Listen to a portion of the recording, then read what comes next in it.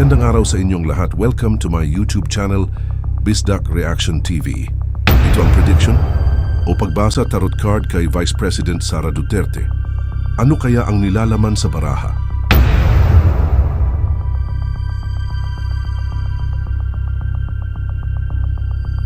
Naman kung ano mangyayari sa impeachment ni BP, no?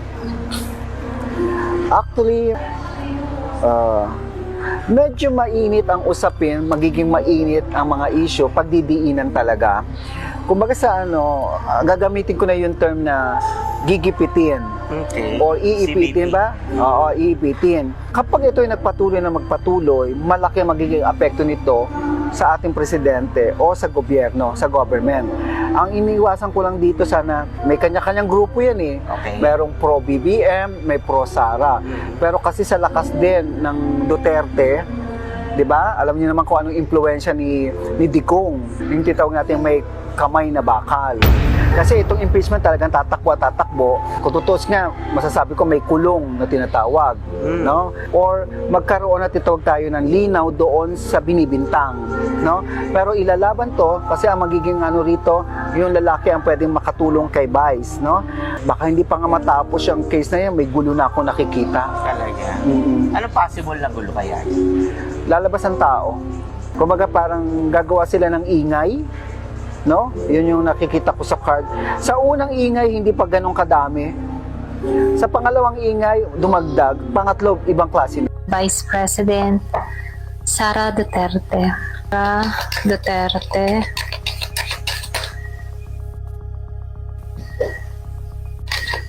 Nakikitaan ko dito, hanggang ngayon, mabigat pa rin yung nararamdaman ni Ma'am Sara sa lahat ng mga nangyayari sa kanya dito. Kasi nakikitaan ko dito, meron siyang nalaman or natuklasan na kung saan may mga tao kung bakit nai-stuck siya ngayon, kung bakit nadidiin siya ngayon. Ito lang nakikita ko. So nakikitaan ko dito,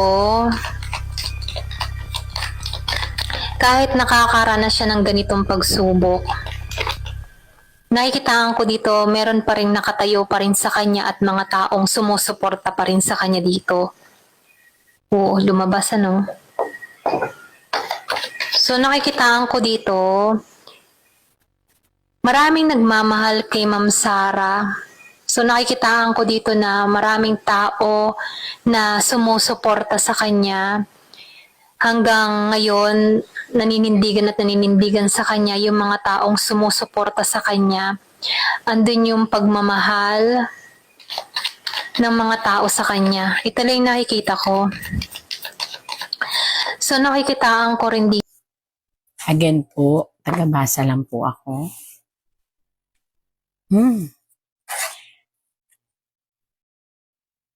Ito po ay isang kamay na may hawak na espada. Ayan na naman baka sabihin nyo makadi-DS ako. Sinasabi ko lang ang sinasabi ng tarot, mananatili siyang matatag kahit sino pa ang magpabagsak sa kanya. Ayan, ang dami yung gusto magpabagsak sa kanya. Ang corona ay nasa dulo ng espada na nagsisignifies po ito na ang kanyang kagalingan at ang kanyang tanging angking pang-amo sa tao ay kahit anong gawain ng kalaban ay hindi matitinag, mananatili siyang nasa corona. Kasi po, siya po ay being guided ng universe. Ayan, masakit man yung sabihin para po sa mga nagagalit sa kanya, wala po akong ibig sabihin, ini-interpret ko lang po ang tarot, mananatili po siyang matatag. Mananatili pong matatag si BP Sara kahit ano pa po ang ipato at ipukol sa kanya. Excuse me, tingnan natin ang nangingibabaw na enerhiya na nangyayari sa ating bansa. Pick the card, 3 cards para malaman natin kung ano nga ba ang nangingibabaw na enerhiya sa kasalukuyan na mangyayaring paparating.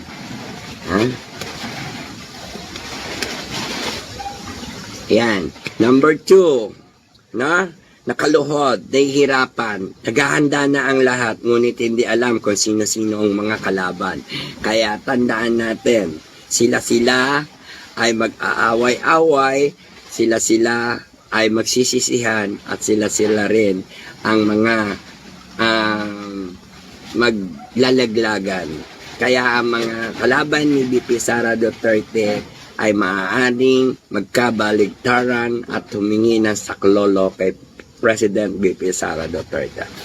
Maraming mga nagko-concentrate na sa labanan sa 2028. Kaya abangan niyo yan. Dahil dito sinasabi ang kalakasan ng aura ay mahirap kasi ito ay seryoso na labanan nila sa politics system or mga politiko na maglalaban-laban para hindi makaupo si President BP Sara Duterte. Kaya abangan niyo yan. Dahil dito sinasabi ang kalakasan ng aura ay mahirap kasi ito ay seryoso na labanan nila sa politics system or mga politiko na maglalaban-laban para hindi makaupo si President BP Sara Duterte. Ngunit kahit anong gawin nila, wala nang makapipigil.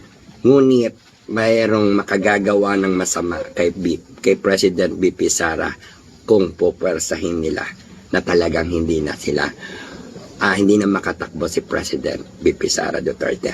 Kaya suportado ng taong bayan ang ating President BP Sara Duterte.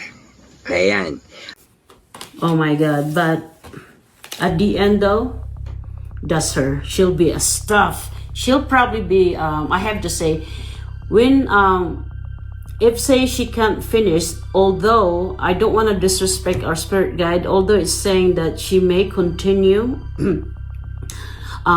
she may finish her term, but when she does, when she becomes the president, she is a, really tough president that doesn't deal with dishonesty. Okay? So, that's the Queen of Swords. Ang isip nila, kaya daw talaga nilang pabagsakin si Vice President Sara Duterte.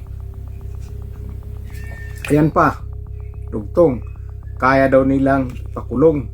Ayan, kaya daw nilang ipakulong si Vice President Sara Duterte. Ayon po yan sa card ha. Pangalawang card pa lang ito, pangatlong card.